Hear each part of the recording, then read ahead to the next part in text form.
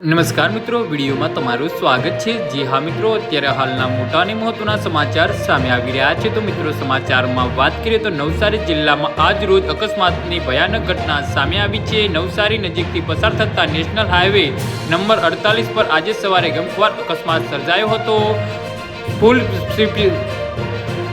ફૂલ સ્પીડમાં આવી રહેલી બાઇક સાઈડમાં ઉભેલા ટ્રક સાથે જોશભેર ટકરાતા મોટી દુર્ઘટના સર્જાઈ હતી। આ ગંભીર અકસ્માતમાં 2 યુવકોના ઘટના સ્થળે જ કરુણ મોત નીપજ્યા છે। જી હા મિત્રો, મળતી માહિતી મુજબ નવસારી નજીક નેશનલ હાઈવે નંબર 48 પર ધોળા પીપળા બ્રિજ પાસે GJ 36V2192 નંબરની એક ટ્રક ઊભી હતી ને તેવામાં ઝડપથી આવી રહેલા બાઇક સવારે પોતાનો કાબુ ગુમાવી દીધો હતો, જેના લીધે બાઇક સવાર ટ્રકના પાછળના ભાગે જોરદાર અથડાયો હતો। ટક્કર ખૂબ જ ખતરનાક હતી કે જેના લીધે બાઇકનો કુર્ચા બોલી ગયા હતા। તેથી બાઇક સવાર બંને યુવાનોને ગંભીર ઇજાઓ પહોંચી હતી, જેથી 2 યુવાનોના સ્થળ પર જ કમકમાટી ભર્યા મોત નીપજ્યા હતા।